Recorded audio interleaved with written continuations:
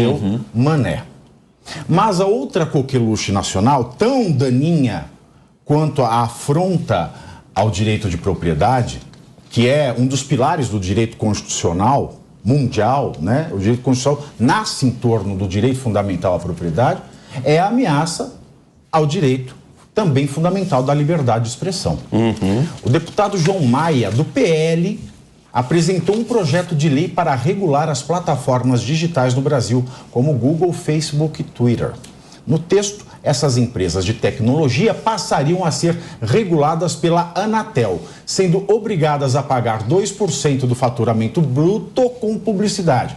Lembrando que a regulação das mídias digitais também é um desejo de Alexandre de Moraes. E hoje de manhã, o que me deixou mais estarrecido, Negão, foi o seguinte: eu abro o jornal O Estado de São Paulo e ele publicou, não é um editorial livre, mas ele publicou uma defesa de religação da liberdade de expressão. O que é? O editorial assinado pelo colunista Rui Martins Silva, ele diz que é viável adotar leis que configurem um marco regulatório como instrumento para o Estado democrático de direito. Vou abrir aspas. A liberdade de expressão pressupõe a liberdade de pensamento. O direito de informar consiste na liberdade de comunicar sem impedimentos. A liberdade de expressão desempenha papel essencial na formação da opinião pública, condição fundamental do Estado democrático de direito. Fecho aspas. Com essas belas palavras, apesar dessas belas palavras, ele acha viável nós temos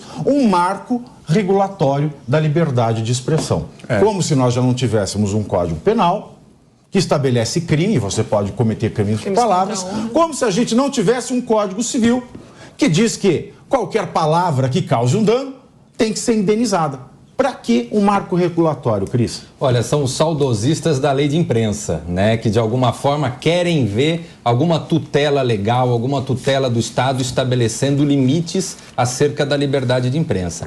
A liberdade de manifestação, ela não pode ter qualquer tipo de restrição. O direito à livre manifestação, ele é uma garantia constitucional. Você fala o que quer. Se cometeu crime, se causou dano, responda por isso. Exatamente. Então foi lá, eu fiz alguma manifestação em relação ao Pavinato. Se o Pavinato se sentiu ofendido, ele vai lá bater as portas do judiciário e vai eventualmente pedir algum tipo de reparação. Aí eu vou bater a porta do judiciário, sabe o que ele vai me responder? Eu não abro, não. Perdeu, mãe. Mas vamos lá, eu já vejo... Imagina, mas... Vai lá, Negão. Eu já vejo essa coisa assim, ó.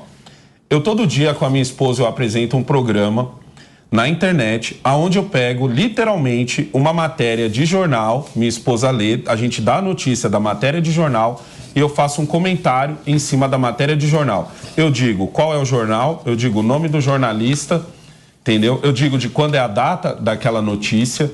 Se for possível, ainda coloco um vídeo, às vezes a gente usa da Jovem Pan, da emissora aqui do lado da CNN, às vezes da Globo, da própria Globo News. E aí, recentemente, o ministro Alexandre de Moraes fez uma defesa em cima dos grandes veículos de comunicação, porque os grandes veículos de comunicação, eles têm uma responsabilidade, ele tem como, como é que se diz? Ele tem, não é punir, ele usou uma outra palavra. Ele tem como colocar rédea, na verdade. Não é rédea. Ele sabe o endereço, sabe quanto dinheiro tem, então... Isso, ele tem como responsabilizar por alguma coisa. Eu não acho que ele está errado. Ele pode me responsabilizar por essa coisa. Como o próprio Cristiano acabou de falar. Se eu for lá e der eu estou lendo a matéria do Estado de São Paulo, por exemplo. Se eu mudar as palavras do Estado de São Paulo, se eu disser alguma coisa, alguma mentira, ou disser alguma coisa em cima da matéria do Estado de São Paulo, eu não só posso, como eu tenho que ser responsável. Isso era a única coisa boa da lei de imprensa. A lei de imprensa tinha, acho que era o artigo 5º, se eu não me engano, a lei de imprensa de 67, que ela falava isso. Você informar, noticiar, dar opinião, escrever algo, citando a fonte, você afasta a responsabilidade. Não, aí se você muda, né, se você adultera, a responsabilidade era a única coisa boa da lei de imprensa. Eu sempre falo que eu sou um dos maiores defensores da liberdade de imprensa, eu sou um dos maiores defensores da imprensa. Às vezes você vê algumas pessoas que estão bravas com a imprensa, que dizem, fulano tem que acabar, o outro tem que sair da mesa e não sei o quê. Eu sou contra isso. Você tem que ter essa liberdade de falar e você tem que dar total liberdade para que as emissoras existam. Como é que eu ia fazer hoje? Só tem eu e minha esposa. Como que eu não tenho um repórter na rua? Eu preciso da Folha de São Paulo, eu preciso do UOL, eu preciso da Globo, eu preciso da Jovem Pan. Eu não tenho condições de mandar alguém para Brasília. Eu preciso de um Zé Maria, da Jovem Pan pagando um Zé Maria Trindade para estar em Brasília para eu poder dar a notícia do Zé Maria e poder fazer o comentário do Alessandro em cima daquela notícia. E eu posso ser responsabilizado também pelo meu comentário. Se ali eu infringir alguma lei, que já existem, como vocês acabaram de dizer aqui. Então, às vezes a gente se pergunta assim, tá, qual que é, como que funciona essa coisa de regular? Como que funciona? Porque a impressão que dá é que das duas uma. Ou querem, de alguma forma, tirar dinheiro das redes sociais, um ponto, ou, de alguma forma, querem a informação afunilada entre poucas pessoas. Ou seja, vão tirar o direito do Alessandro de poder se comunicar sobre aquele fato. Entendeu? Eu acho que querem as duas coisas, né? Eles precisam, quem que vai bancar esse meio bilhão aí para os congressistas agora terem um puxadinho ali, né? No final do mês. Esse dinheiro tem que sair de algum lugar. Eu falo que eu ainda tô feliz porque eles, por enquanto, não estão querendo criminalizar pensamento. Né? Porque a gente tem o livro 1984, do Orwell, onde o Estado detecta pessoas que estão pensando de forma diferente do que eles consideram correto e, de acordo com o que elas falam, que reflete o pensamento, eles vão atrás e eles fazem um brainwash, eles fazem uma lavagem cerebral nessa pessoa para que ela comece a pensar de forma diferente até se adequar à forma como o Estado considera o correto. Então eu ainda estou feliz que, quem que falou no começo do TP, você comentou, no começo da notícia você comentou, não, eu defendo a liberdade de pensamento, mas não a de expressão, algo nesse sentido. Jornalista do então que Estado. bom que eles estão defendendo a liberdade de pensamento, né? Ainda estamos no lucro. Mas esse é um tema que não precisava nem estar sendo discutido. Mas tá, esse já é um negócio, esse que dá medo, e tem projeto. E aí você fica como? Você vai discutir tudo isso novamente, é interesse financeiro por trás, regulação das mídias. Bom, interesse financeiro é óbvio, né? É óbvio. Você está se dando aí R$500 bilhão de aumento aí. E o interesse político, né? O interesse político de controle da liberdade de manifestação. Exatamente. É contra isso a sociedade não pode aceitar esse tipo de imposição. A liberdade de opinião, de manifestação, a liberdade de imprensa, isso é uma conquista garantida constitucionalmente. Garantida e rapidamente, eu sei que eu sou repetitiva nisso, só que é uma coisa muito séria. Toda ditadura, sem exceção, começa pelo cerceamento da liberdade de imprensa e de expressão. Porque eles precisam que a massa esteja aceitando o que é imposto pelas lideranças políticas para que eles consigam uma ditadura no final. Exato. As pessoas confundem muitas coisas. E se aproveitam desse debate confuso para fazer esse tipo de atrocidade democrática.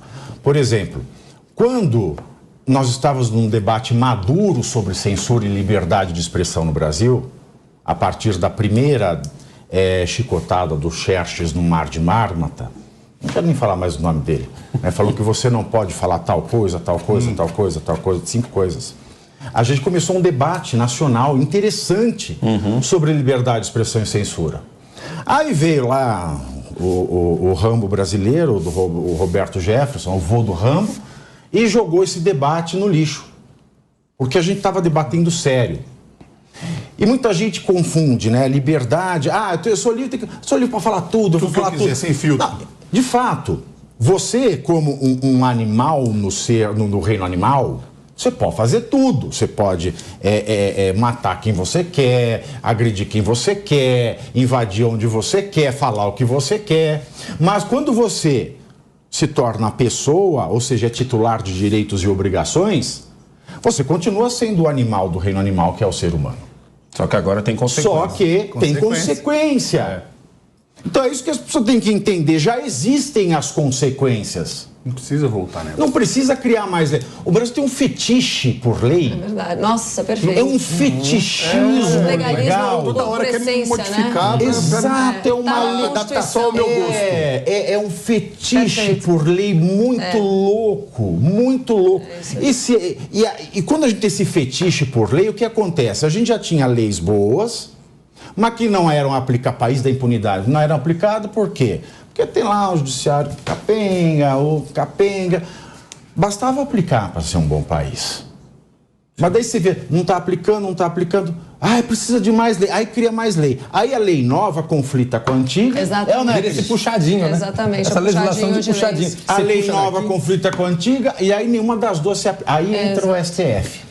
Então, aí abre o precedente para o STF justificar, inclusive, as arbitrariedades deles, né? E aí, Pietrão, uma coisa que a gente tem na realidade nossa do Brasil é que você passou nos últimos anos a dar poder para o STF e para o Judiciário, de uma forma geral, falar de tudo. Então, vamos falar da escalação da seleção, chama um juiz. Vamos falar do último show do Milton Nascimento, chama o juiz. Vamos botar o super-homem lá, um juiz é o super-homem, o outro, vamos botar já viu onde ele vai chegar. Ele vai chegar no Sérgio Moro e na Lava Jato. O Sérgio Moro livros e a música do final de semana. Exatamente. Agora, uma vez, o judiciário, ele tem uma peculiaridade. O Juju. Ele não é um poder político.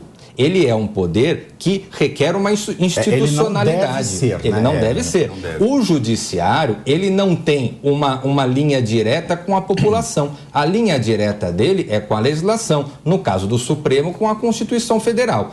Portanto, o judiciário, historicamente, ele tem que ficar mais guardado, ele tem que ficar se manifestando nos processos. Agora, uma vez o judiciário, ele cai na boca da população, ele tuita sobre qualquer coisa, ele faz manifestação, ele acaba, no imaginário popular, indo para o ringue. E aí é natural que as pessoas veem o ministro na rua, vão tomar satisfação da mesma forma como tomam satisfação com o vereador. Ele abriu essa porta. Porque ele abriu, exatamente. Você desinstitucionalizou uma instituição. Exatamente. Aí não tem como falar, o respeito à instituição, quando a própria instituição não se dá o respeito.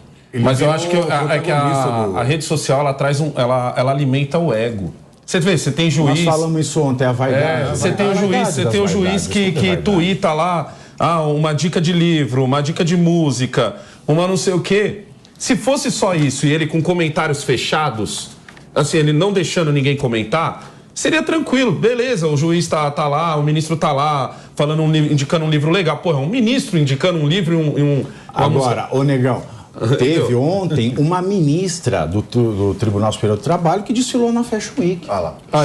Veja onde protagonismo. chegou. Mas, infelizmente, nós não poderemos tratar desse assunto pelo adiantado da hora. Eu acho que felizmente. Pelo adiantado da hora. Mas eu quero deixar um recado, tá? Eu quero avisar para vocês que o Twitter agora tem concorrente. E o concorrente é esse aplicativo aqui, tá? Vocês estão vendo aí na imagem. Eu não vou falar o nome do aplicativo, ninguém aqui. Mas eu peço para que você leia em casa, em voz alta. Esse é o indiano concorrente do Twitter.